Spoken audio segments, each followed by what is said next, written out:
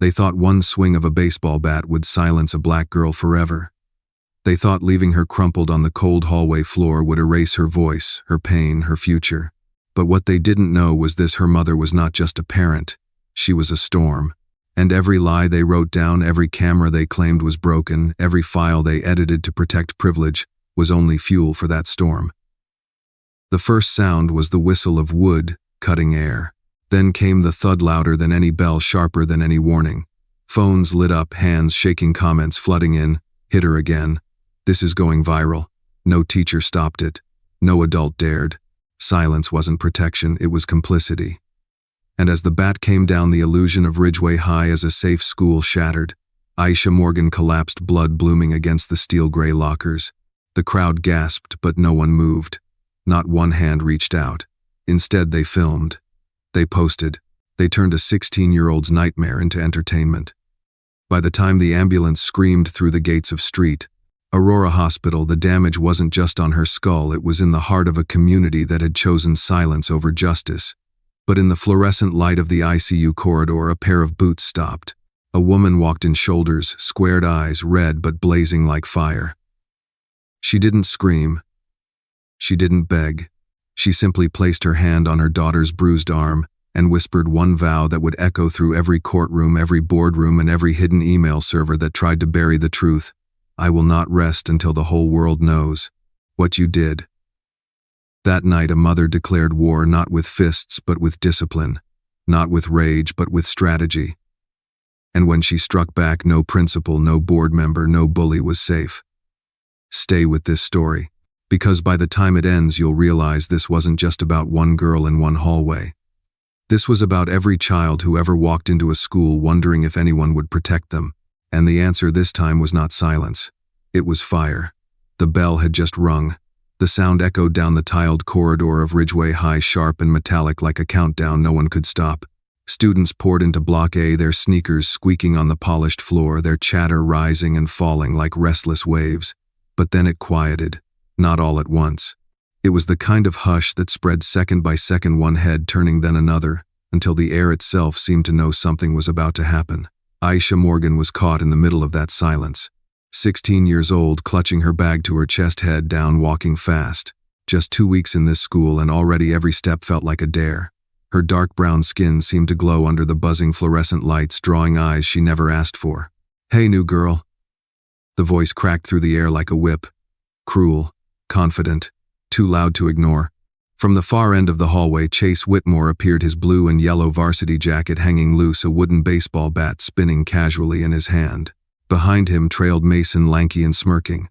Theo tapping his phone, already going live. And Haley, blonde curls bouncing as she raised her camera, hungry for views. They weren't just kids. Everyone knew they were the untouchables of Ridgeway. Chase's last name alone, Whitmore, meant money, power, immunity. His family's foundation funded the very computers the teachers graded on, the gym the players trained in, the scholarships that silenced complaints. And when Chase walked, the staff looked away. Now he walked straight for Aisha. She stopped. There was nowhere else to go. Her back pressed against the cold lockers, their orange paint cool through her thin sweater. The crowd of students that had been flowing like water now circled like sharks, forming a ring. Phones raised. Red recording dots blinking. No one spoke up. Chase let the bat rest on his shoulder. His grin stretched too wide, his teeth flashing under the harsh light. "Carrying bricks in that bag, huh? What's this, training for a fight?" He kicked at her books, sending them skittering across the floor. Pages fluttered, notebooks slid under sneakers. Aisha bent instinctively, but he blocked her with the bat, the polished wood pressing against her arm. "You don't walk down my hallway like you own it," he said, voice low but carrying. "I make the rules here, and the toll, you pay it in pain." The crowd laughed, jeered, chanted. Some voices were mocking, some nervous, but no one dared to cross the circle. A few murmured, "Poor girl." They didn't move. Fear was stronger than pity. Each second stretched. Aisha's heart pounded in her ears. She could taste copper at the back of her throat. She tried to speak, her lips parted, but no sound came. Mason banged the bat against the lockers beside her head. Clang, clang, clang. Each strike a drumbeat of intimidation. Aisha flinched at every sound, the vibrations shivering through the metal into her back. Haley's voice rose above the din, shrill, excited. "Come on, Chase. Do it, this'll get 1,000,000 views." She pushed her phone closer, capturing Aisha's wide eyes, the tremor in her hands, the humiliation. And then, like a shadow at the edge of the storm, a figure appeared. Miss Alvarez, the math teacher, stood at the far end of the hallway. She froze. Her hands clutched her lesson plans so tight the papers crumpled. Her lips moved, whispering something. But her feet would not move. Her eyes darted to Chase, then away. To intervene would mean her career. Her silence was her survival. And Aisha saw it. That silence cut deeper than the laughter. That silence told her she was truly alone. Chase spun the bat in his hand, slow, deliberate. Wood against air, a low hum like a blade slicing. He raised it higher, positioning himself, savoring the moment like a predator toying with prey. Students raised their phones higher, comments flashing across screens. "Do it. This is crazy. She's done for." Aisha's knees gave way. She stumbled, slipped on a loose notebook, and fell hard against the lockers. Pain shot through her shoulder. Her palms scraped against the floor. She looked up, and the last thing she saw was the bat silhouetted against the fluorescent lights, arcing down like a judge's gavel. The impact echoed. A hollow crack. The kind of sound that doesn't fade, that lodges itself in memory. Her world went black. Phones kept recording. The crowd gasped, then fell silent. Not the silence of respect, the silence of complicity. One voice cut through Haley again, shrieking with glee. "Oh my God, this is viral, keep filming." But the words barely registered. Aisha's body lay still, sprawled on the cold gray tiles, her hair spread like a halo, her lips trembling with a breath that almost wasn't there. Far away, the wail of sirens began to rise. Not fast enough. Not yet. The last thing the camera lenses captured was her stillness. The last thing she felt was the chill of the floor seeping into her bones. And in that frozen moment, the hallway of Ridgeway High was split in two. Not by a bat, by truth, by the line between those who acted and those who filmed. The sirens faded as the ambulance screeched into the emergency bay of Street Aurora Hospital. Its doors flung open and the stretcher jolted forward, wheels rattling across the concrete. Paramedics shouted clipped words, blood pressure dropping, oxygen falling, possible intracranial bleed. For a moment, the only thing louder than the stretcher wheels was Raven Morgan's breathing as she jogged beside them, her boots striking the floor in rhythm with her racing heart.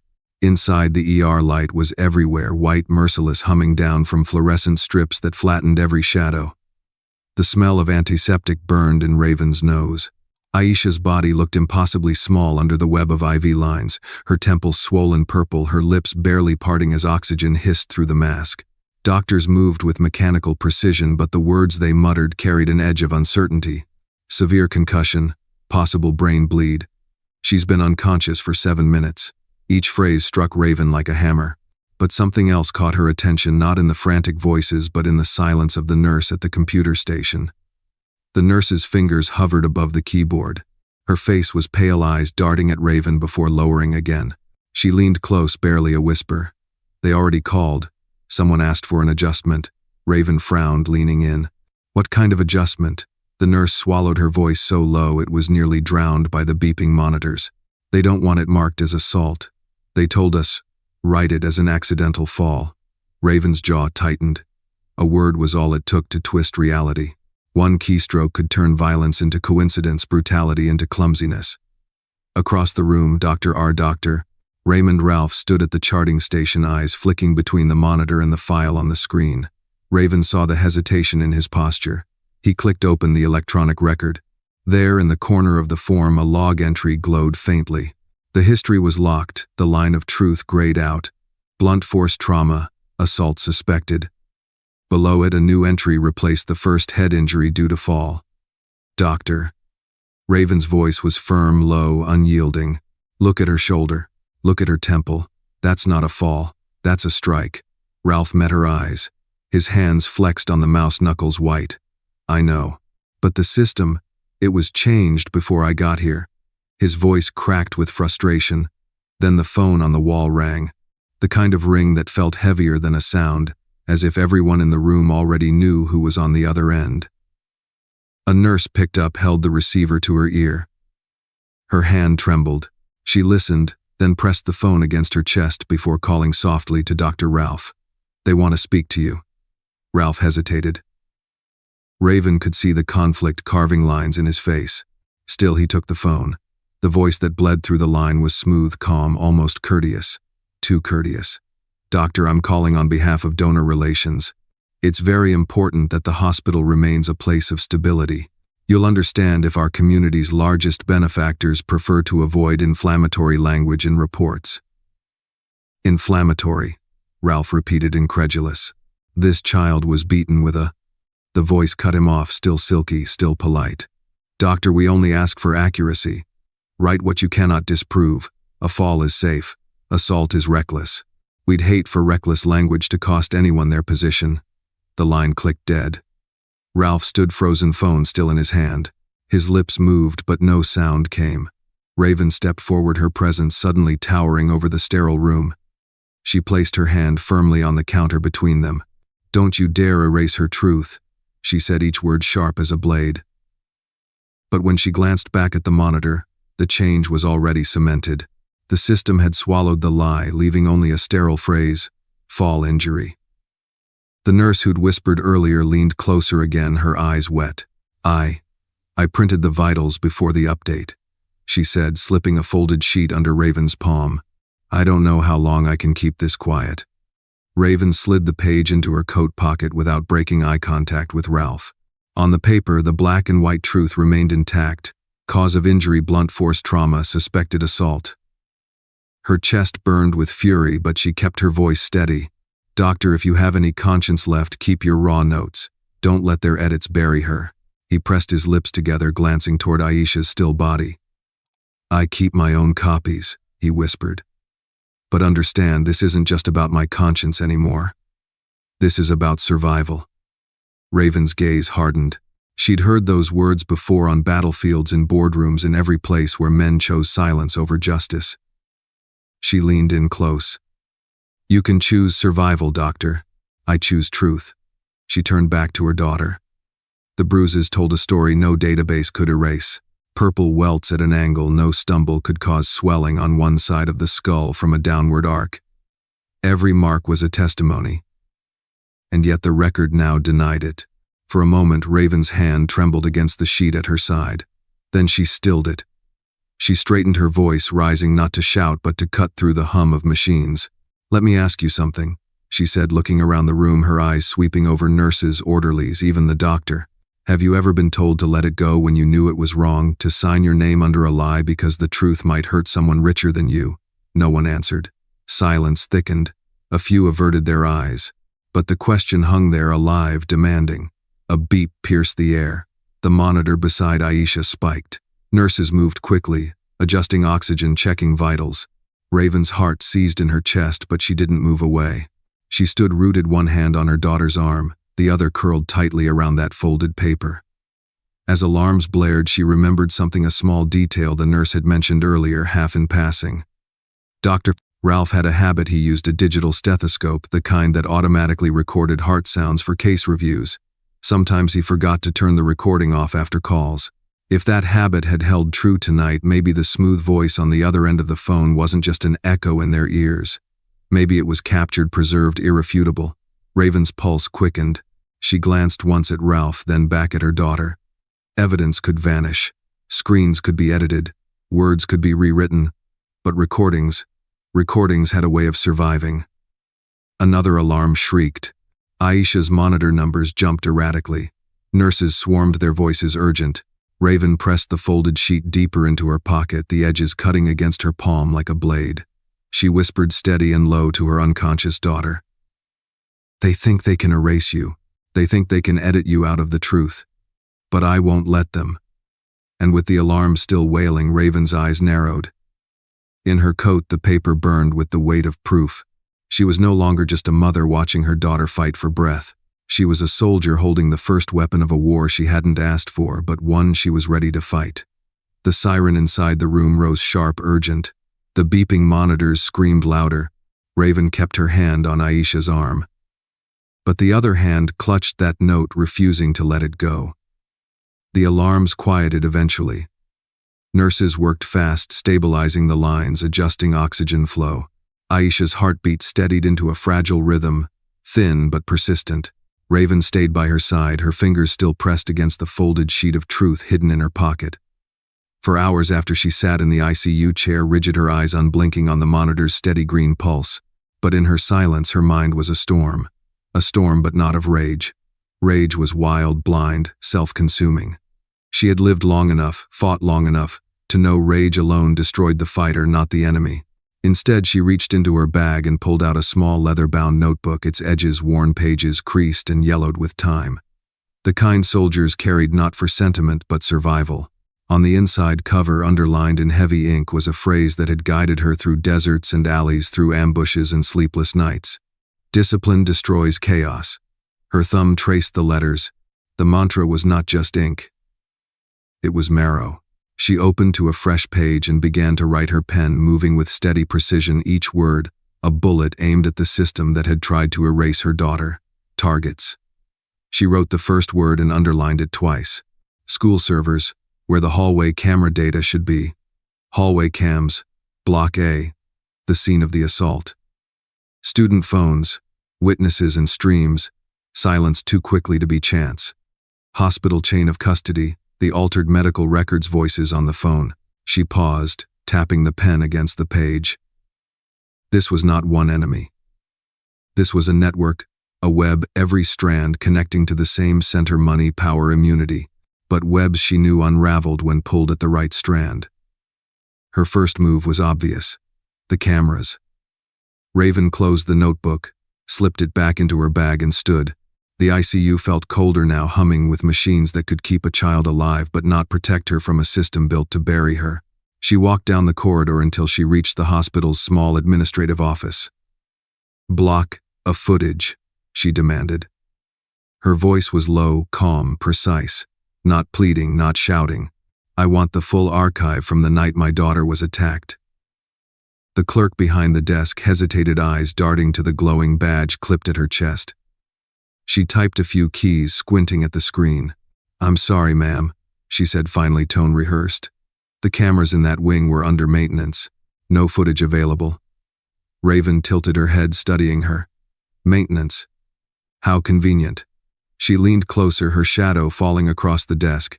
When exactly did the outage start? The woman's hands fumbled, fingers tapping the keyboard too fast. "It was that evening." "Yes. Scheduled maintenance." Raven let the silence stretch. Silence could be sharper than words. She didn't blink, didn't move. Finally, the woman shifted uncomfortably in her chair, murmuring, "I only know what the system says." Raven straightened, nodded once, and walked away. On the surface, she seemed to accept the answer, but inside she filed it under the same word she had scrawled into her notebook: lie. Back in the quiet of the corridor, she pulled out her phone. Scrolling through her contacts, she found the name she hadn't dialed in years: Dion Pierce. Once he had been just another recruit in a class she had trained, green, clumsy but eager. She had drilled discipline into him until he learned that survival depended not on muscle but on precision. Now he was the campus safety officer assigned to Ridgeway High. Her thumb hesitated over the call button for only a second. Then she pressed it. The line rang. Once. Twice. Then a groggy voice answered. "Hello, Pierce. It's Morgan." There was a pause then, a sharper intake of breath. "Mum, I haven't heard from you in years." Her voice cut through the static. "You owe me one truth." Silence. She could hear his breathing on the other end, heavy, cautious. "About what?" "Block A. The hallway. My daughter was attacked. They're telling me cameras were under maintenance. I want the log." Pierce didn't answer immediately.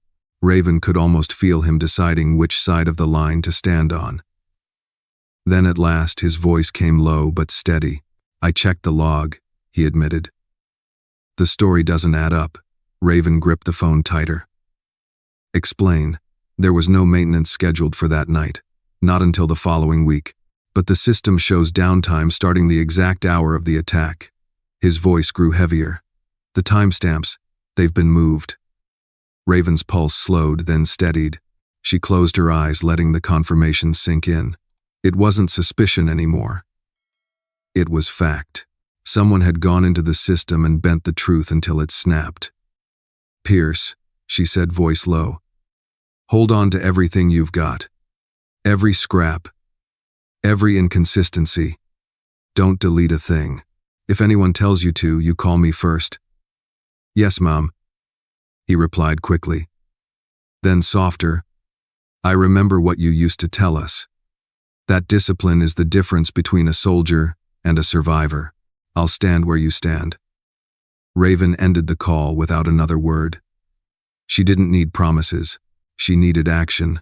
She slipped her phone back into her pocket and walked down the hospital corridor, her coat brushing against her legs like the swish of a uniform.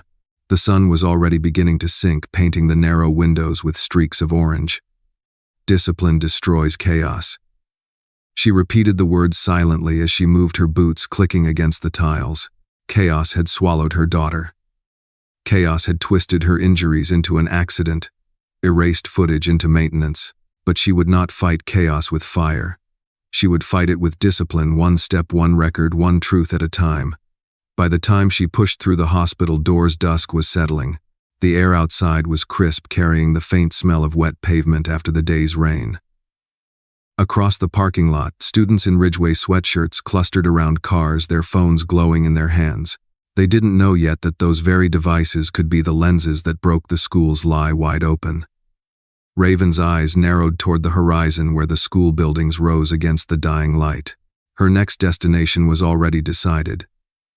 If the official system had been tampered with, then she would find another. She headed toward Ridgeway's media lab. The sun was sinking low, as Raven Morgan's shadow stretched long across the Ridgeway High parking lot. The orange glow of dusk bled into purple and the school buildings loomed dark against the fading sky. She moved with steady purpose, each step carrying her closer to the one place she knew the truth might still live, the media lab. Inside, the lab lights glowed blue against rows of humming computers. Screensavers floated across black monitors, casting shifting reflections on the pale walls. This was where Ridgeway's media club spent their afternoons, splicing videos for morning announcements and experimenting with coding projects nobody outside these walls cared about. But tonight it was more than a club room. It was the last uncorrupted lens into what happened in Block A. When Raven stepped in, 3 students looked up in surprise. Nina Tran, her thick glasses slipping down her nose fingers, still poised over a mechanical keyboard. Deshaun Blake, tall, broad-shouldered, his hoodie pulled tight, a laptop already open in front of him. And Yvette Morales, her curly hair spilling across her shoulders as she scrolled through her phone, eyes sharp despite her calm posture. They weren't Ridgeway's most popular kids, but Raven recognized something in them, the same hunger for receipts, for proof, that had carried soldiers through war zones where rumor was death. Nina was the first to speak, voice cautious. "Mrs. Morgan, you're not supposed to be in here after hours." Raven shut the door behind her, her presence filling the room. "Neither are you," she replied evenly. "But here we are." Deshaun straightened in his chair, exchanging a quick look with Yvette. "If this is about Block A..."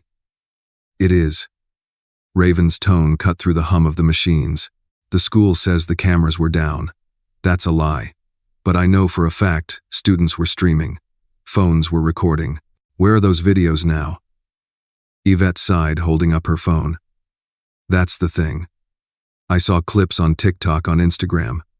A few even hit Twitter. But by lunchtime the next day they were gone.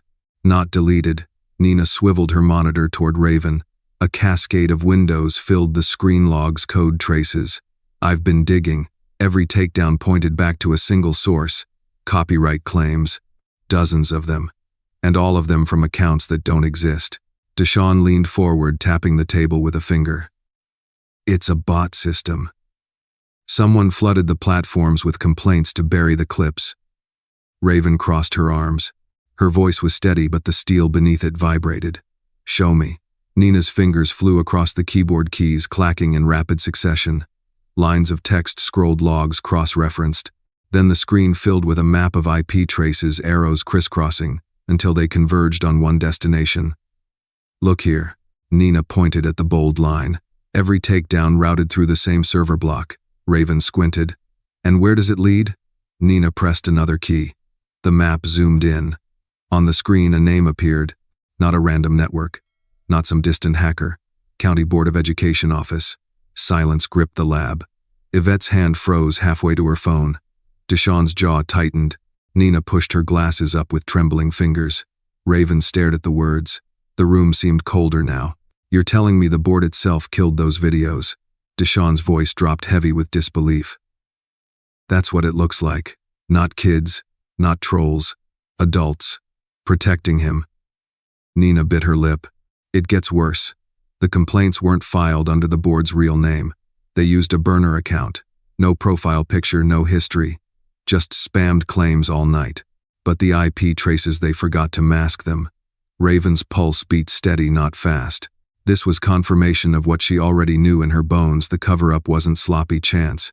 It was deliberate, funded, shielded by authority. From the back of the room, a quiet voice joined in. If you're going to keep looking, you'll need protection. The three students turned.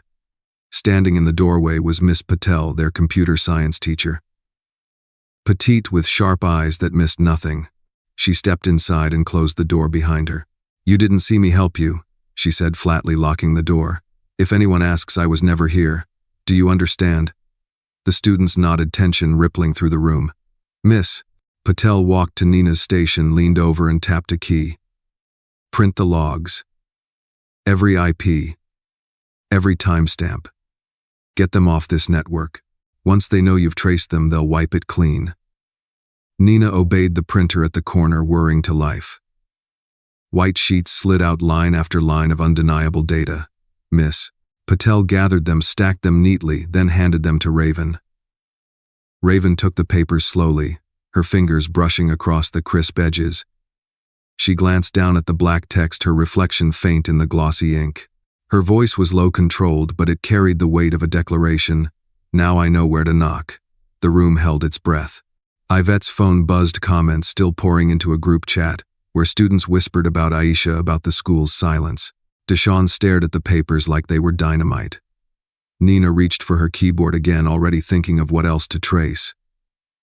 But Raven had seen enough. She slid the stack into her bag, closed it, and straightened. Keep your heads down, she said. What you've done tonight matters. But from here on, it's my fight. She turned toward the door, her coat sweeping with her stride.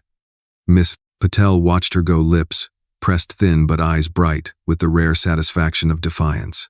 Outside, the sky was almost dark, the last line of daylight bleeding into night.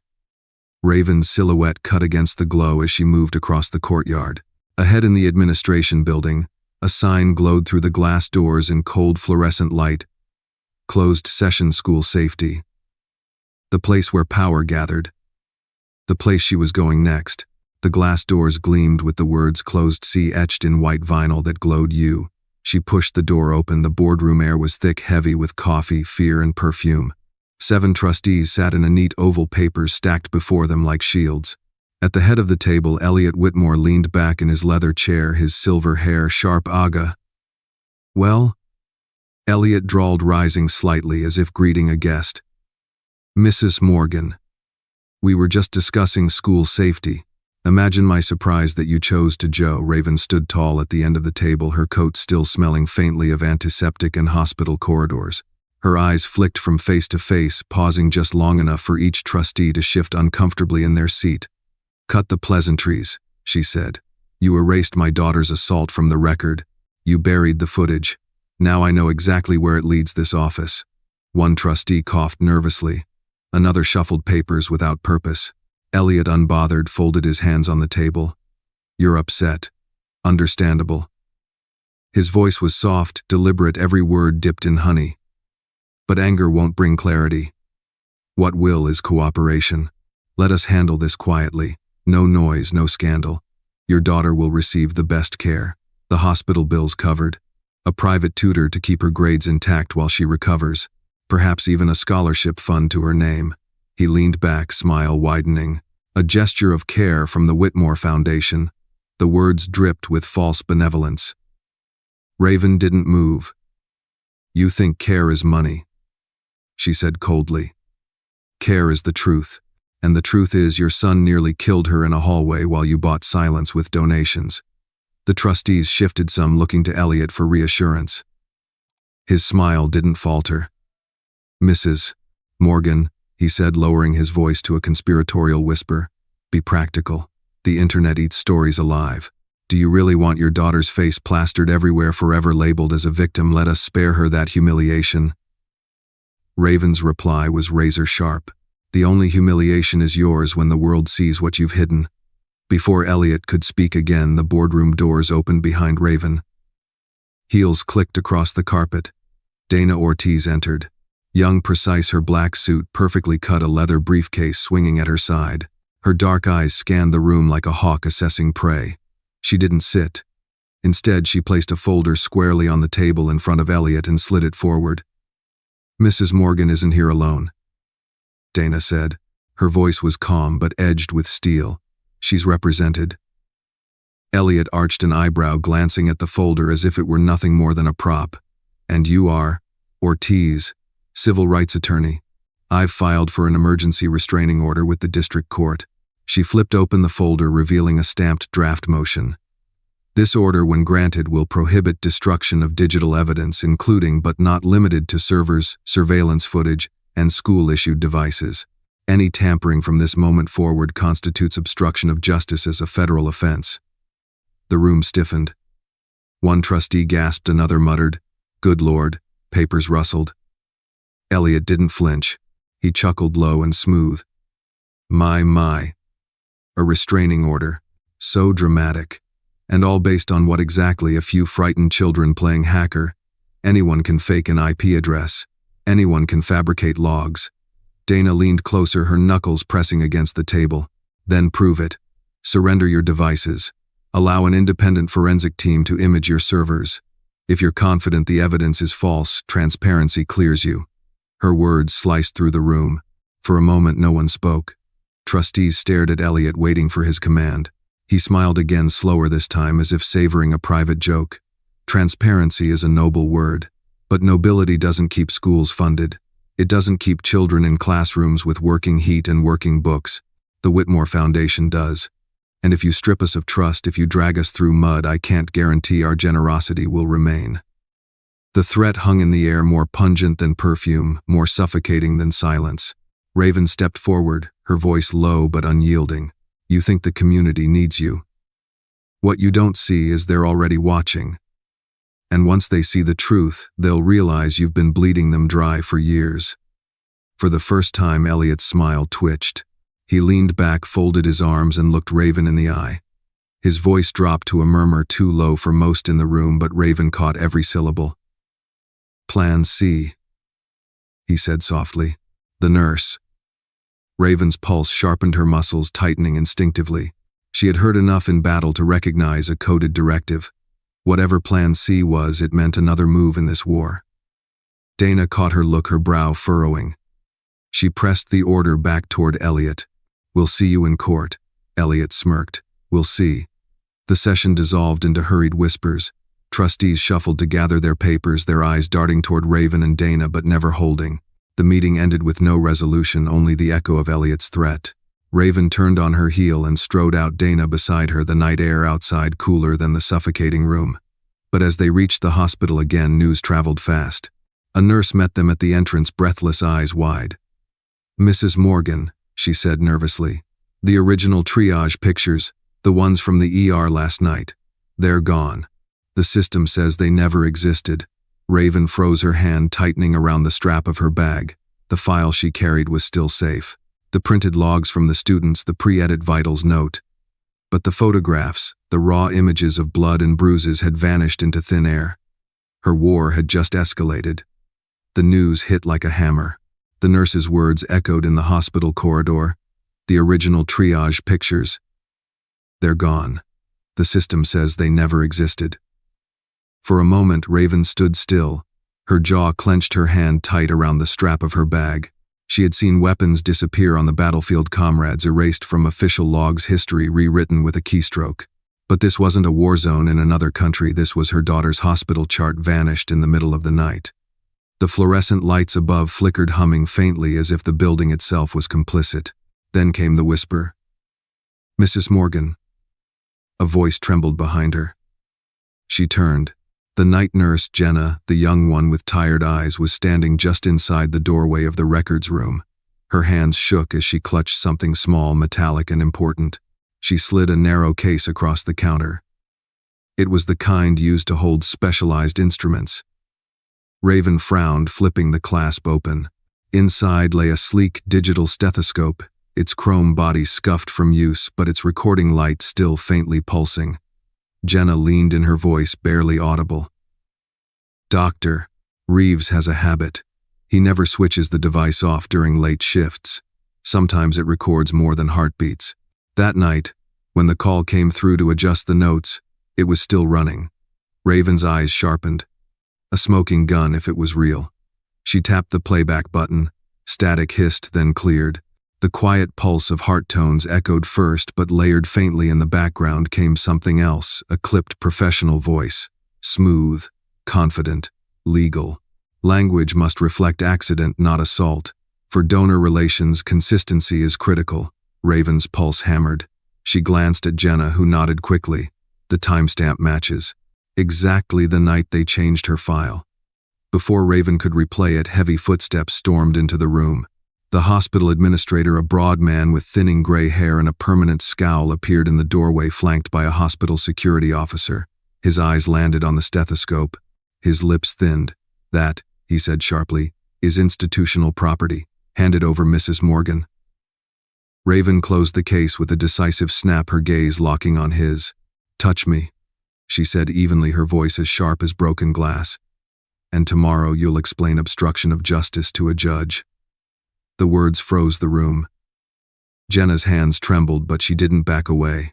Raven's stance, straight shoulders, unwavering gaze turned the air electric. The administrator hesitated, his hand twitching at his side. The security officer looked between them, uncertain. Finally, the administrator sneered. "You think you're clever, but that recording won't stand. Ambient noise easily misinterpreted. A judge will laugh it out of court." Raven stepped closer, lowering her voice, but tightening her words like a noose. "Maybe, or maybe a judge will hear your lawyer's voice ordering lies into my daughter's file. And when that happens, no one will laugh. Least of all you." Silence pressed in. For a moment, only the stethoscope's faint heartbeat playback filled the room, steady, stubborn, alive. The administrator's jaw tightened. He snapped his fingers, signaling the guard. "We're done here." He turned on his heel and stormed out, leaving the guard to follow reluctantly. When the door slammed shut, Jenna exhaled shakily, her knuckles white. Raven placed a steady hand on hers. "You did the right thing," she said softly. Jenna blinked back, tears. "I was so afraid. My whole career. If they find out I handed this to you." "Courage isn't the absence of fear." Raven cut in, her voice steady. "It's your hands shaking and still holding on. That's what you just did." Jenna's eyes glistened. For the first time that night, she straightened her posture as if Raven's words had lifted something off her shoulders. Raven slipped the case into her bag, securing it next to the pre-edit vitals note she had already hidden away. 2 pieces of truth now lived against her side, protected not by walls or systems but by will. She pulled out her phone, her thumbs moving swiftly. "We have voice." It only took seconds before her phone buzzed with a reply. "Then we move a judge." Raven's lips curved into the faintest hint of a smile. For the first time since this nightmare began, she felt the scales tilt, not by luck, not by pity, but by discipline. She zipped her bag shut and squared her shoulders. Outside the window, the night was thinning into the first light of dawn. The hospital hallway, once suffocating, seemed to pulse with a new rhythm. Not safety yet, not victory, but momentum. From down the corridor, a clerk hurried toward them, a folded court notice in his hand. "Mrs. Morgan," he called out, breathless. "Judge Morales, he's scheduled an emergency warrant hearing at first light." Raven froze for just a moment, then nodded slowly. She glanced at Jenna, at the small act of defiance that had turned into a weapon. The war was moving from hospital halls to a courtroom bench. And this time she wouldn't be walking in empty-handed. The first light of dawn spilled through the courthouse windows, turning the old oak benches into streaks of gold. By the time Raven walked into the small courtroom, the place was already bursting. Parents squeezed shoulder to shoulder, students craned their necks from the back row, and a half-dozen reporters jammed themselves into corners, notebooks balanced on their knees, cameras tucked beneath coats. The air smelled of burnt coffee and ink. Every breath carried the weight of expectation. Judge Morales entered briskly, his black robe flowing behind him, his face sharp with the authority of someone who had seen too many excuses and too many lies. He struck his gavel once. This emergency session is now in order. Raven sat beside Dana Ortiz at the plaintiff's table. Dana's briefcase lay open, papers stacked in precise layers, each page a blade ready to be unsheathed. Across from them, the defense table held Leonard Briggs, the Whitmore Foundation's attorney, his polished cufflinks gleaming like armor. The judge's eyes swept the room. "Miss Ortiz, proceed." Dana rose. Her voice was steady-pitched to carry through the packed courtroom without rising into a shout. "Your Honor, we are here because a 16-year-old girl lies in a hospital bed in a coma, and the record of how she got there has been rewritten by adults who know better. We ask for a digital search warrant to preserve the truth before it disappears entirely." She lifted a page. "We begin with the chain of evidence. First, IP logs showing a flood of copyright takedown requests against student videos. Those logs trace back not to random accounts but to the Ridgeway County Board of Education's own network." Reporters scribbled furiously. A trustee in the back swallowed hard. Dana laid down the second document. Next, emails.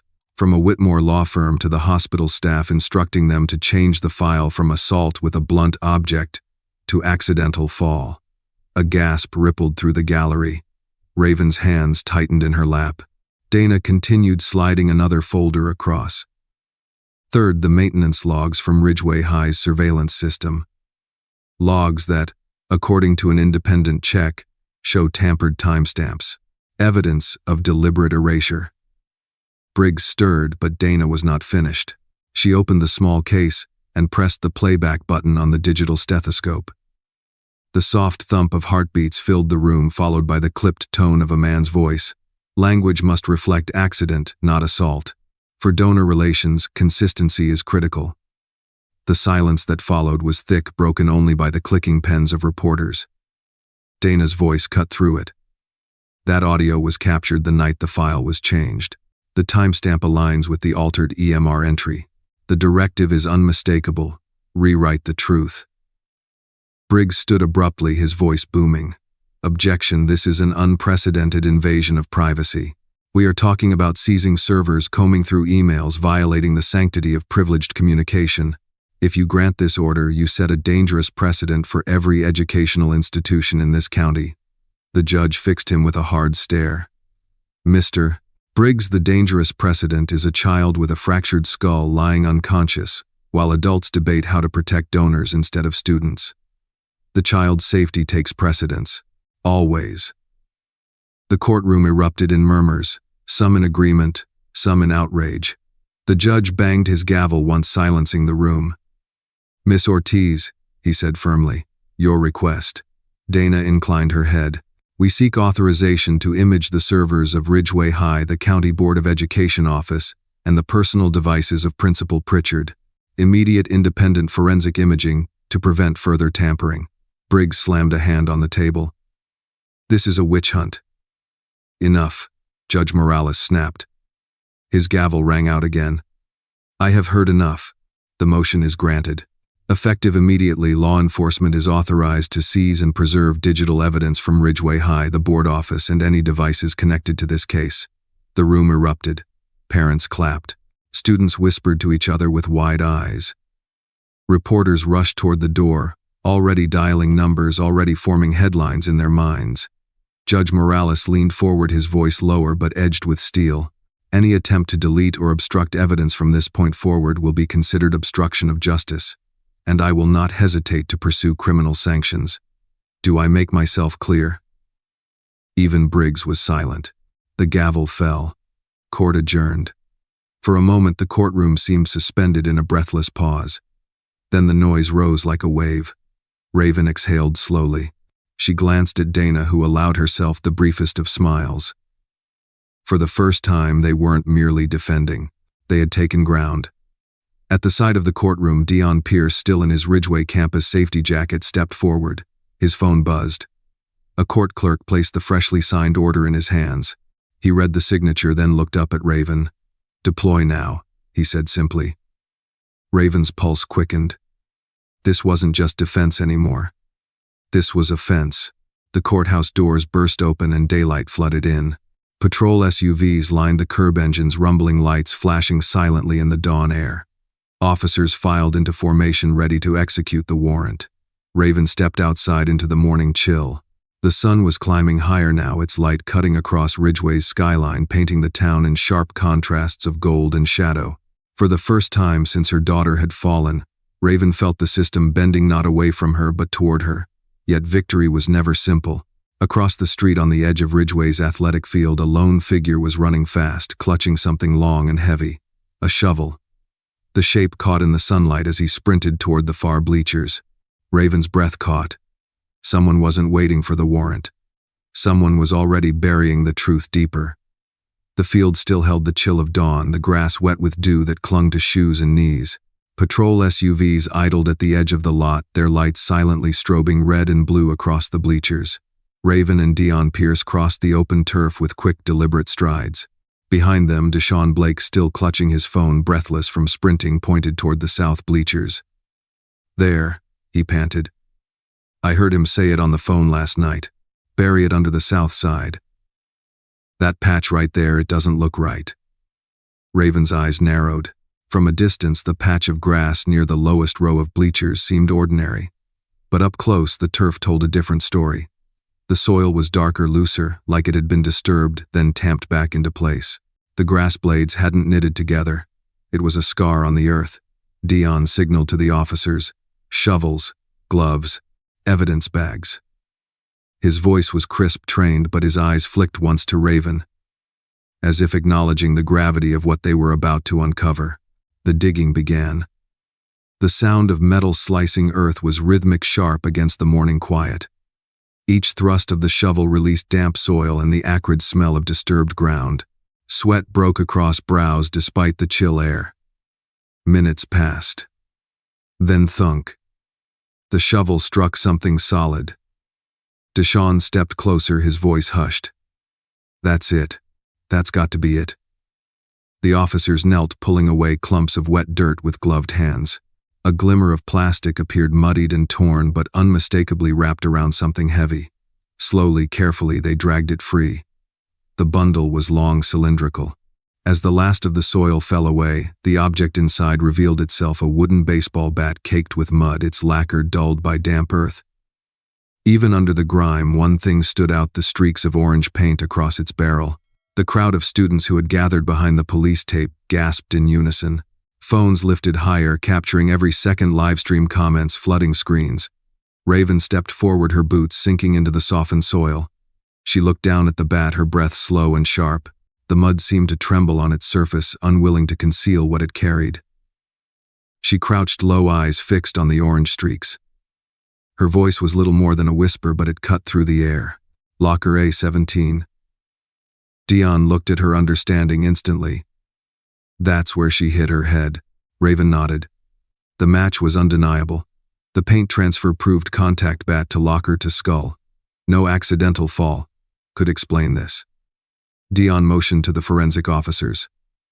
"Photograph it in situ, then bag and seal." One officer clicked frame after frame, the soil cavity, the plastic torn the bat's surface. Each shot preserved the truth the earth had tried to hide. Then carefully the bat was lifted, with gloved hands slid into an evidence bag and sealed tight. Raven straightened, eyes burning as she watched the label go on. "Chain of custody," she murmured. "No gaps. Not this time." Dion gave a firm nod. "It's logged. It's safe." But Raven's gaze didn't leave the bleachers. She knew instinctively this bat hadn't walked here alone. Someone had opened a door, created a path, and orchestrated its burial. This was just one layer of the cover. The next step was finding out who held the keys.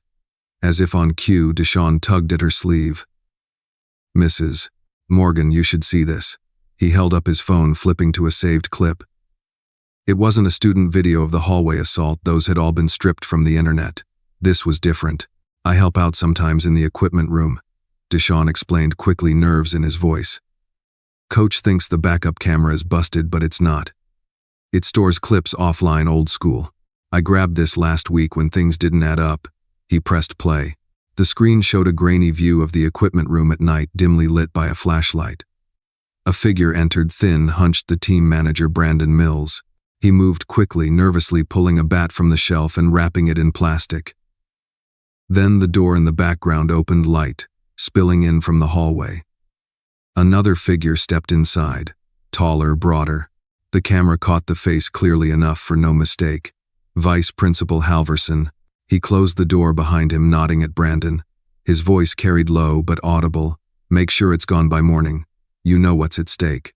The clip ended. Raven's stomach clenched. The students watching from behind the tape erupted in whispers. Halverson, no way. He's in on it.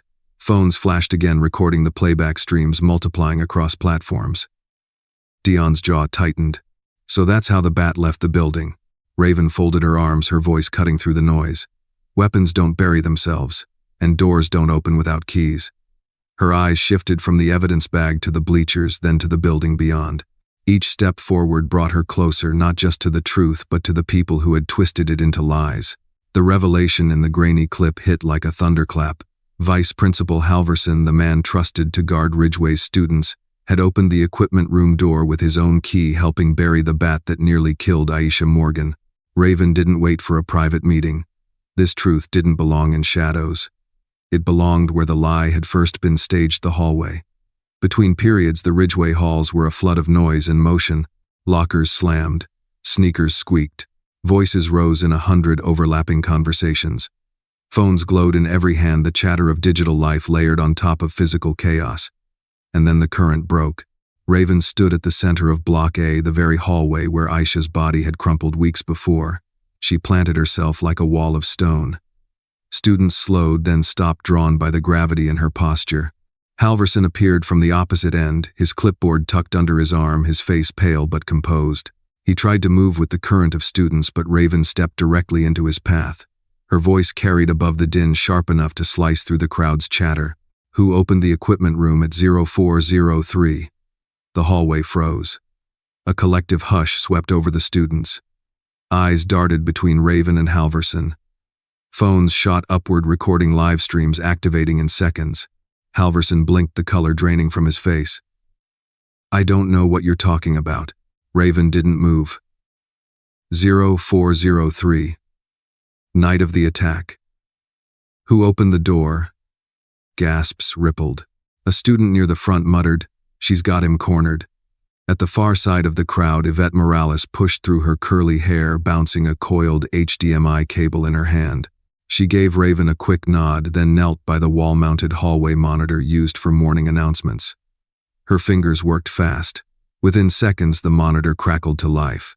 The grainy clip played across its surface, Brandon Mills, sneaking in plastic, wrapping the bat, and Halverson stepping into frame. His voice low but clear. Make sure it's gone by morning. You know what's at stake. The hallway erupted. Students gasped, shouted, some clapped hands over their mouths. Others raised phones, higher live streams exploding with comments. Vice Principal caught. He knew all along. This is insane. Halverson stumbled back, his eyes darting wildly.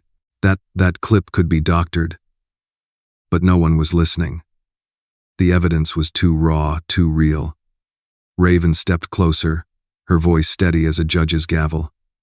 Tell them. Who gave the order? Halverson's lips trembled. Sweat slicked his forehead. He looked at the faces around him, the dozens of students filming, the whispers spreading like wildfire, the judgment in every young eye. His breath hitched. Finally he cracked. His words spilled out like water from a fractured pipe. I had orders. His voice broke. It wasn't my decision. Whose orders? Raven pressed, unrelenting. Halverson's shoulders sagged. His eyes darted downward, shame pulling him to the floor. Principal Pritchard. She told me to protect donor property. She said the bat belonged to the Whitmore Foundation. The name detonated in the hallway. Students gasped louder than before.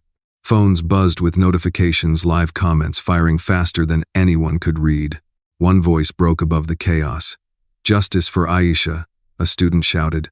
Then another. Justice for Aisha. The chant spread like a wave. From one end of the hall to the other, dozens of voices rose, merging into one. "Justice for Aisha, justice for Aisha." The sound reverberated against the lockers, rattling metal like a drumbeat of defiance. Teachers peeked from classroom doors, stunned, unable to quiet the storm. Raven stood tall in the center, arms folded, her gaze locked on Halverson, as if daring him to retract his confession. He didn't. His head hung low, drowned beneath the roar of students demanding truth. The chant grew until it shook the very floor. For the first time since Aisha had fallen, the hallway wasn't a theater of cruelty. It was a tribunal, and every student was the jury.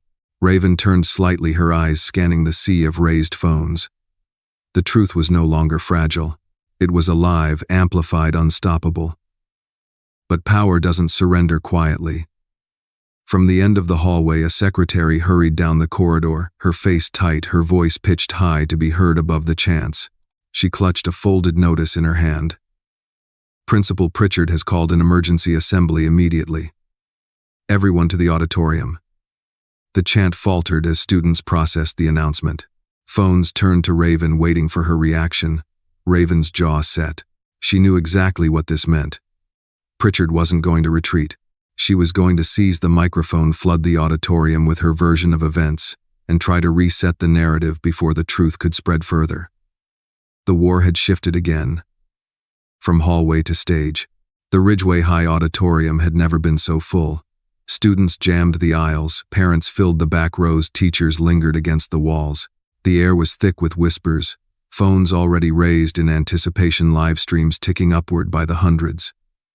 On the stage, Principal Marion Pritchard stood tall behind the podium. Her hair was neat, her blazer pressed, her smile faint but fixed. Beside her sat Elliot Whitmore, polished in his tailored suit, his silver tie catching the stage lights. To the untrained eye, it looked like order. To Raven, watching from the front row, it was desperation wrapped in ceremony. Pritchard adjusted the microphone. The feedback squealed, then steadied. Her voice rolled out, rehearsed and calm. "Students, parents, community members, thank you for gathering so quickly. There have been rumors circulating, exaggerations, misinterpretations. Let me assure you, Ridgeway remains committed to safety. Our internal review has found no evidence of violence. The incident in Block A was a tragic fall, nothing more." A wave of murmurs spread through the crowd. Some students scoffed aloud. Phones lifted higher. Raven's eyes stayed locked on Pritchard, unblinking. "No evidence," Pritchard repeated, firmer this time, her hand pressing flat against the podium. "We cannot allow hearsay, doctored clips, or internet mobs to jeopardize this school's reputation. Ridgeway's future depends on unity, not division." She paused, letting the words settle. Elliot leaned back in his chair, smiling faintly as if the game were already won. Then the screen flickered. At the back of the auditorium, Nina Tran hunched over a laptop, Yvette Morales feeding a cable into the projection system. The giant screen above the stage sputtered, then came to life. First a grainy still, the Block A hallway, then motion, Chase Whitmore bat in hand, the swing, the crack against locker metal, Aisha collapsing, her books scattering like broken glass, student screams echoing, captured in tinny audio. Gasps exploded across the auditorium. Dozens of students shot to their feet. Phones tilted, recording, streaming, mirroring in real time. On stage, Pritchard froze. Elliot's smile snapped into a grimace. He surged forward, yanking the projector's power cord from the wall. The screen went black, but it was too late. Hundreds of phones had already captured it. Live stream comments flashed across TikTok, Instagram, YouTube in real time. "It's real. He hit her. No denying now. Justice for Aisha." Hashtags began spiking faster than anyone could track. Number "Justice for Aisha" shot to trending within minutes. Local news anchors already monitoring feeds cut live coverage to the assembly, their voices breathless as they narrated the unfolding chaos inside Ridgeway's auditorium. Pritchard tried to regain control. That footage is unreliable," she shouted into the mic, her voice cracking. "We must consider context." The students roared back. "Liar." "We saw it." Phones lit the air like fireflies, screens reflecting the undeniable truth. Dana Ortiz rose from her seat, her voice slicing clean through the din. On behalf of the parents of Ridgeway, I am filing immediate administrative suspension requests for Principal Pritchard, Vice Principal Halverson, and Coach Briggs. Their complicity in evidence tampering is now a matter of public record. She held up the stamped draft motions, cameras flashing on her every word. Effective today, they are suspended pending full investigation. The auditorium erupted again, this time with cheers. Students stamped feet. Parents clapped, some crying, some shouting for justice. On stage, Pritchard's face blanched. Elliot leaned toward her, whispering sharply, but his eyes scanned the sea of phones, and he knew the truth. They couldn't bury this clip, not now, not ever. Raven stood slowly, deliberately. She faced the crowd, her voice carrying without the need of a microphone. You've all seen it. The truth doesn't need permission. It only needs courage. For a moment, the auditorium was silent, everyone drinking in her words. Then chants rose again, rolling like thunder. Justice for Aisha, justice for Aisha. The sound rattled the stage lights, shook the banners hanging above. Pritchard tried to speak again, but her microphone was drowned beneath the chant. Elliot's hand tightened on the podium, his knuckles white. Reporters were already live on air. This just in, one anchor announced into her camera. A restored video showing the assault on student Aisha Morgan has surfaced during Ridgeway High's emergency assembly. Students and parents are demanding accountability. She stopped mid-sentence as a producer handed her a fresh bulletin. Her eyebrows shot up. And breaking now, a coalition of local businesses has pledged to replace Whitmore Foundation funding for Ridgeway High, on the condition that Principal Pritchard step aside immediately. The feed cut back to the auditorium. Phones buzzed with the alert. Students gasped, parents exchanged stunned glances, and all eyes turned back to the stage. The balance of power had shifted in a single hour. The auditorium was still vibrating with chants when the board chair, pale and sweating, tapped the microphone. His voice cracked at first, then steadied. In light of new evidence, and in recognition of the community's call for transparency, the Ridgeway Board of Trustees will convene immediately to vote on administrative action. He gestured sharply. Security ushered the principals and coaches backstage. The trustees filed to a long table, on stage, papers rustling, whispers tense.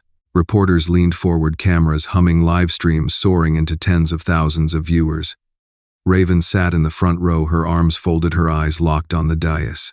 Beside her, Dana Ortiz already had her pen out, ready to record every word. The chair cleared his throat. Motion 1, suspension of Principal Marion Pritchard, effective immediately pending independent investigation. A hand vote rose. 5 out of 7 trustees lifted their palms. The chair nodded. Motion carries. Gasps and cheers filled the hall. Students clapped wildly, some stomping the floor in rhythm. Motion 2, suspension of Vice Principal Halverson, effective immediately for breach of duty and tampering with security procedures. This time 6 hands shot up. The hall roared louder, the chant of justice for Aisha, swelling again. Halverson, standing to the side, dropped his gaze, shoulders caving inward, as if the sound itself crushed him. Motion 3. The chair pressed on his voice, trembling under the weight of history. Suspension of Coach Briggs for failure to protect student safety and obstruction in handling evidence. Unanimous. 7 hands. Coach Briggs muttered under his breath, his face red, but the decision was final. One by one, the pillars of the cover-up fell in front of hundreds of witnesses. Dana leaned toward Raven, whispering just loud enough for the front row to hear. This is structural collapse. One vote at a time. But the board wasn't finished. The chair lifted a new file, its pages stamped with official seals. And further, per consultation with law enforcement, the Ridgeway Police Department has updated its case file. The room hushed instantly, the silence so thick, you could hear the scratch of the chair's pen against paper. The suspect in the aggravated assault of student Aisha Morgan is identified as Chase Whitmore. Additional charge, obstruction of justice for attempts to conceal evidence. The words detonated like a bomb. Students gasped, parents shouted, phones nearly slipped from hands as the news hit feeds in real time. For weeks, Chase had strutted the halls untouchable, cloaked in his family's wealth and his father's influence. Now his name was carved into an official record, not as a star athlete, not as the Golden Son, but as a criminal suspect. Reporters rushed toward the exits, phones to their ears, shouting into microphones. Social media exploded. Justice for Aisha surged higher, joined by a new tag, Name Him. Raven's chest tightened, a mix of fury and vindication. For the first time, Aisha's pain had a name attached. It was no longer abstract. It was Chase. The board chair tried to regain order. This matter will proceed through the legal system. Our responsibility today was administrative. The rest now belongs to law enforcement. Dana stood abruptly, her voice sharp as steel. And the community will be watching every step. We will not allow silence to creep back into these halls. The applause was thunderous. Raven rose slowly, turning to the crowd. Her voice, low but steady, carried beyond the microphone. If your child's safety depends on one donor's money, ask yourself this: would you take the money or protect your child? The question landed like a stone in still water. Silence, then murmurs, then the roar of parents shouting back, our kids, our kids." Phones broadcast it live. Within minutes, the quote trended nationwide, carried on the evening news ticker. Would you take the money or protect your child? The board adjourned, their faces pale, their power cracking under the weight of public fury. The auditorium emptied in waves, students buzzing with adrenaline, parents pressing Raven's hands, thanking her, promising to stand beside her. But the war wasn't over. It had only shifted arenas. Hours later at the Ridgeway Police Department, the interrogation room lights hummed faintly. The walls were cinderblock gray, the table scratched metal, the air too cold. The door opened. An officer placed a sealed evidence bag squarely in the center of the table. Inside lay the baseball bat, its wood still streaked with orange paint, its mud-stained barrel gleaming under fluorescent light. The red light of the corner camera blinked on, recording. The door closed. The suspect was about to enter. The hum of the interrogation room lights was steady, almost mocking in its constancy. A camera's red dot glowed in the corner, its unblinking eye capturing every breath, every twitch, every syllable. On the metal table, the sealed evidence bag lay heavy with truth. The mud-streaked baseball bat, its lacquer-scarred orange paint smeared across the barrel like blood against rust. The door opened. Chase Whitmore strolled in, flanked by his attorney. He still wore his Ridgeway varsity jacket, blue and yellow bright under the sterile lights. His posture screamed defiance, his chin tilted up as though this gray room couldn't touch him. He dropped into the chair with a smirk, leaning back as if this were practice, not judgment. His attorney, Mark Dillard, adjusted his tie, laid a briefcase down, and leaned in with a whisper. Say nothing. Not one word unless I nod. Across the table, Dion Pierce, now in his official capacity as campus safety turned sworn investigator, set his elbows on the desk.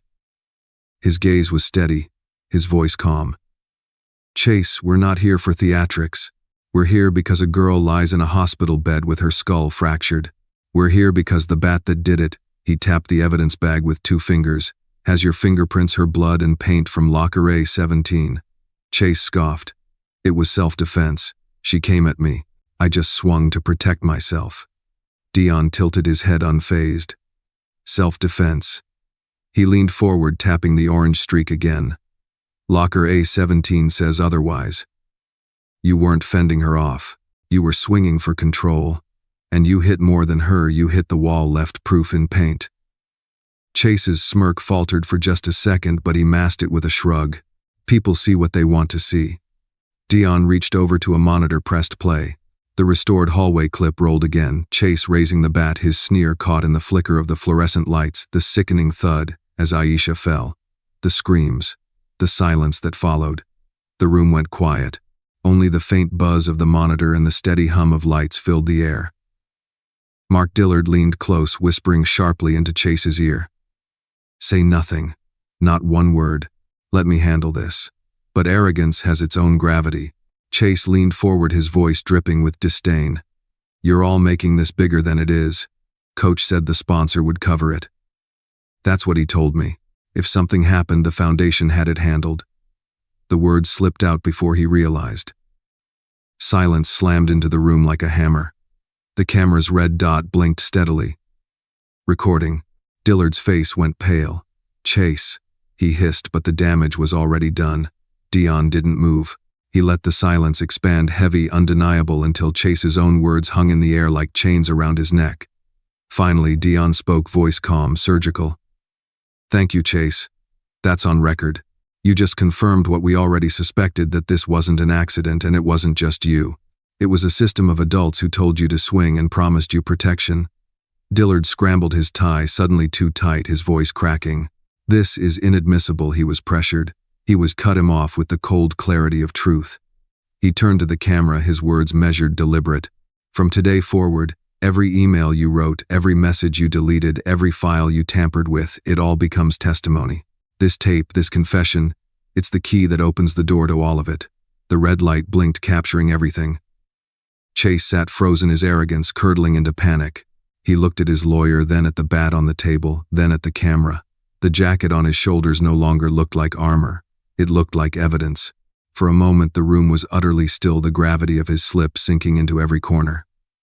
Then the door creaked open. A uniformed officer leaned in, his face tight, his voice low but urgent. "Mrs. Morgan needs to be reached immediately. The hospital just called. Her daughter. She's changing. You need to come now." Raven's heart stuttered when the words hit her ears in the waiting room outside. The interrogation wasn't over, but another battle had just begun. The call still echoed in Raven's ears as she rushed through the hospital corridors. "She's changing. You need to come now." Her boots struck the linoleum in steady clipped beats, the same rhythm that had carried her across combat zones, across deserts, across grief. But this was different. Every step was threaded with a mother's fear and a soldier's resolve. When she pushed open the ICU door, the room was awash in the pale gold of morning. Light filtered through the blinds in narrow ribbons, cutting across the machines, painting lines of warmth over sterile steel. The monitor beside Aisha's bed hummed steadily, its green rhythm sharper, stronger than before. Raven stopped at the edge of the bed. For days she had sat here speaking into silence, clutching a hand that never moved. Now that same hand twitched. Just a flicker. But real. Her throat tightened. She leaned close, every nerve in her body holding its breath. Aisha's eyelids fluttered, lashes trembling against pale skin. Then slowly, painfully, they opened. Her lips parted. A whisper escaped, barely a breath, but it landed like thunder. "Mom." Raven's knees nearly gave out. Tears blurred her vision as she bent, pressing her forehead to her daughter's. "I'm here. I never left. I never will." The monitor ticked steady beats, each one anchoring them both to this fragile, miraculous moment. But Aisha wasn't done. Her voice cracked, soft as thread but urgent. I remember." Raven froze, eyes locked on her daughter's. "Tell me. Anything you can." Aisha swallowed, her throat raw. "I heard her, before it hit. She said, 'Go live.'" The words hung in the air. Raven's pulse spiked. "Who said it?" Aisha blinked, her lips quivering. Then the name slipped out, each syllable a spark. "Haley Pressman." The room went silent. Jenna, the night nurse, stepped closer, her hands steadying the clipboard she carried. Without a word, she began writing, her pen scratching across the page with meticulous care. Date. Time. Exact wording. Chain of evidence unbroken. Raven kissed her daughter's temple, whispering, "You're safe. You've given us what we need."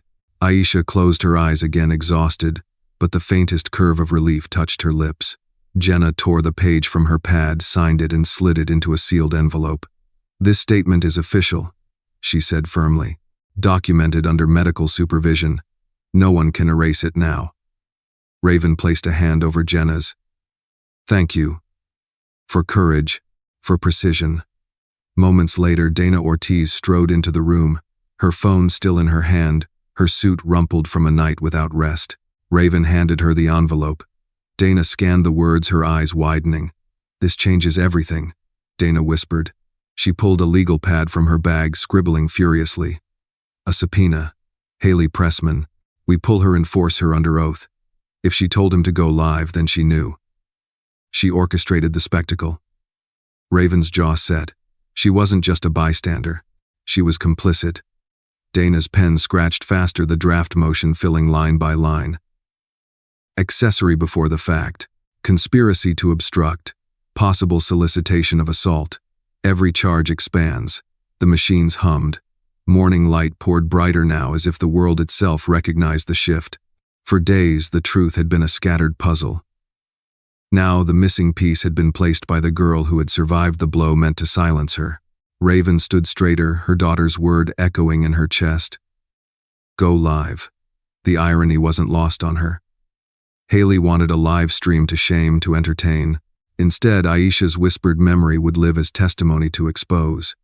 Dana looked up from her pad, fire in her eyes. We moved today. Haley's name goes on the subpoena. The walls close in.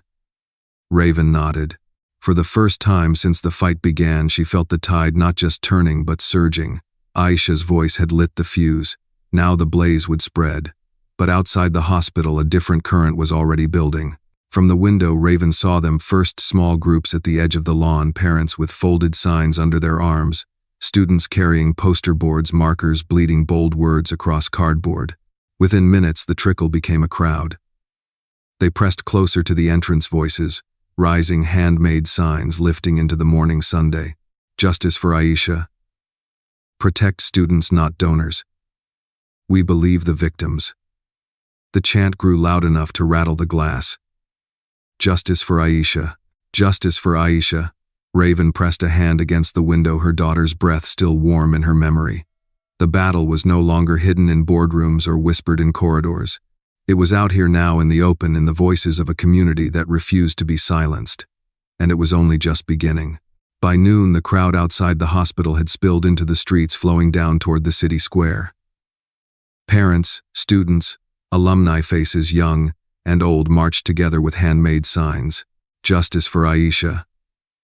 Protect students, not donors. Safety first. The city square became an arena. Television trucks ringed the block, their satellite dishes pointed skyward, cables snaking across pavement. Reporters stood on steps with microphones in hand, narrating the swelling movement live. Drones hovered above, broadcasting aerial shots of the crowd into living rooms across the state. Raven stood on the makeshift stage, a wooden platform borrowed from the local church, draped now with banners painted by students. Behind her, the courthouse's stone columns loomed tall, carved with mottos about liberty and justice that too often had rung hollow. She looked out at the thousands gathered, their faces tense but hopeful, their voices a constant hum, waiting for direction. She gripped the microphone, her voice steady, carrying not just through speakers but into the marrow of the crowd. We don't burn schools, she began, her voice echoing against the buildings. We rebuild foundations. The words struck like sparks. The murmurs swelled into applause, into chants. Phones shot higher, live streams multiplying by the second. Raven raised a hand for silence, her eyes sweeping the square. Anger is a fire. It can destroy or it can forge. If all we do is rage, they'll call us reckless. But if we turn that anger into architecture, they'll have no choice but to follow. She opened a folder in her hands, pages neatly printed, underlined, ready. This is the architecture. A 12-point safety code built not on whispers, not on politics, but on what every parent knows: our children deserve protection, stronger than donors, stronger than excuses, stronger than lies. She began to read. 1.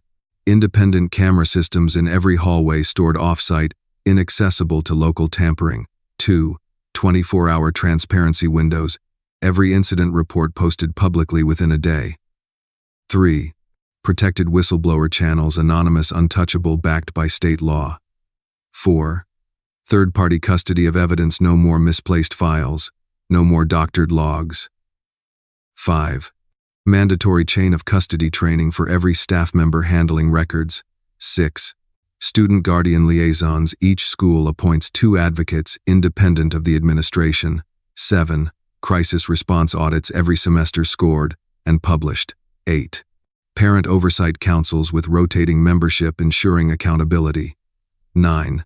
Immediate suspension policy for any staff complicit in obstruction. 10. Streaming protections, students' right to document without retaliation. 11. Trauma counseling guaranteed for every victim and witness, paid before donor dinners. 12. State hotline enforcement monitored 24/7, bypassing local boards entirely. As she spoke, each point, cheers and applause rose higher, students chanting, "Yes." After every item, parents wept openly, clutching their children. Alumni raised their phones, recording history in the making. When she finished, Raven closed the folder slowly. This code isn't a dream, it's a demand. We will not beg for safety. We will build it. The crowd roared. Chants rippled. Build it! Build it! From the edge of the square, a group pushed forward, counter-protesters carrying slick printed signs that read, "Keep politics out of schools." A man with a bullhorn shouted, "This is an agenda, this is about power, not protection." For a moment, tension thickened. The crowd quieted, uncertain. Then a mother stepped forward, her voice breaking but strong. "My son was bullied for months. They told me it was a phase. He came home bleeding. Donors didn't stop it. Silence didn't stop it. If this is political, then give me politics. Because what I have now is grief." Another voice rose, a teacher near retirement, tears streaking his cheeks. "I've worked here 30 years. I've seen cover-ups. I've signed reports I was told not to question. I should have spoken sooner. If they call this political, so be it. Because silence is worse." The counter-protest faltered. Their chants thinned under the weight of lived truth. Cameras pivoted, recording not slogans but stories. Raven raised the microphone again. "You see, this isn't politics. It's people. Their stories, their scars, their courage." The crowd roared louder than before. Television anchors spoke over the footage, their voices crackling live into homes. From outrage to architecture, the community rallies behind Raven Morgan's 12-point code.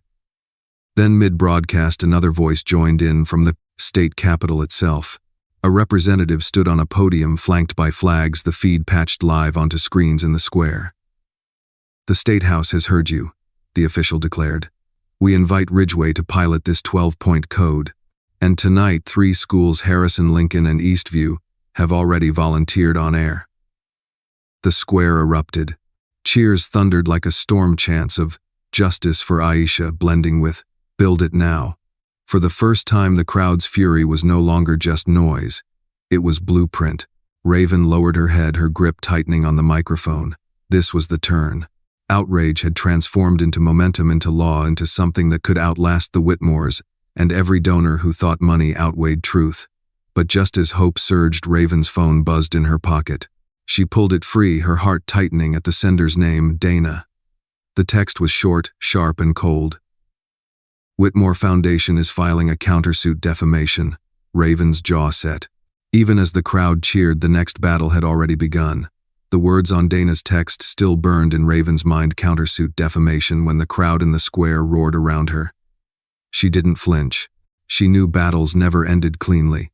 But she also knew some victories lasted longer than lawsuits. 2 years later, Ridgeway High was almost unrecognizable. Block A, once a corridor of silence and cover-ups, now gleamed with brighter lights. The walls were freshly painted murals of student artwork stretching across lockers that had once been stained with fear. And at the center of the hallway, fixed into the wall beneath the new security camera, was a steel plaque. Its letters shone under fluorescent light. "The day Aisha fell. The day justice stood." Every student who passed read it. Every visitor paused. It was not a wound to be hidden. It was a scar carried openly, proof that silence had been broken. Aisha Morgan, now 17, walked beside a group of wide-eyed freshmen. Her gait was steady, though a faint line of scar remained along her hairline. She wore it without shame. She stopped at the plaque, placing a hand gently against the cool steel. "This," she told them, "isn't just about me. It's about everyone who was ever told to stay quiet." A smaller girl in the group shifted uncomfortably. Finally, she whispered, I've been bullied since middle school. They told me if I said anything, it would only get worse." Aisha turned, her eyes warm but fierce. "You won't be silent here. Not anymore." The girl's shoulders loosened, as if for the first time in years, she believed it. Elsewhere on campus, the media club had changed too. No longer a side project or a hiding place for misfits, it was now the transparency desk, a formal part of Ridgeway's operations. Students rotated through, trained in digital ethics, tasked with maintaining live logs of incidents and broadcasting announcements unfiltered by administration. On the wall hung a banner, "Truth has no off switch." In the district office, Raven Morgan sat at a new desk. Her title read District Safety Advisor. What began as one mother's war had become a policy shift for an entire city. Her field notebook still sat on her desk pages, worn, the phrase underlined and circled a dozen times. "Discipline destroys chaos." But the victories weren't just in titles and plaques. They were in healing. A montage played across screens in news specials, a sentencing hearing where names were read and accountability laid out without celebration. Pritchard, Halverson, Briggs, each stripped of their positions, facing bans from education. Chase Whitmore, tried as an adult, convicted of aggravated assault and obstruction, sentenced not just to time served but to mandatory rehabilitation programs. No glory in punishment, only the weight of consequence. Scholarship funds created in Aisha's name, awarded yearly to students who had survived bullying and chosen courage. Counseling rooms opening in Ridgeway and beyond, walls painted with calming colors, staffed by therapists, funded not by donors but by community grants. Posters in every hallway, bright and bold: report, protect, believe, a hotline number beneath available day and night. These weren't symbols of revenge. They were architecture of protection, forged from outrage, built to last. And then, the simplest victory of all. In the cafeteria, a lunch table buzzed with laughter. Aisha sat with her friends Deshawn and Yvette on either side, Nina across from her. Their trays clattered with pizza and cartons of milk. They joked about classes, teased each other about crushes, rolled their eyes about homework. Ordinary peace, the kind that had felt impossible once. Raven stood at the edge, watching. For the first time in years, she let herself smile without reservation. Not because battles were over, but because her daughter could laugh again. A voiceover threaded through the scene, steady and soft. They tried to bury the truth. We learned to grow roots there. The final image lingered on the plaque in block, a student's walking past it with unbent shoulders. Justice not as fire but as foundation. And then the call to those watching: if this was your child, what would you have done on day one? Drop your plan below. Your comment might protect a kid tomorrow. Thank you for watching this story. If you found it meaningful, please subscribe to the channel, hit the like button, and share it with your friends and family. Every share helps this message reach further, and it might inspire someone who truly needs it today.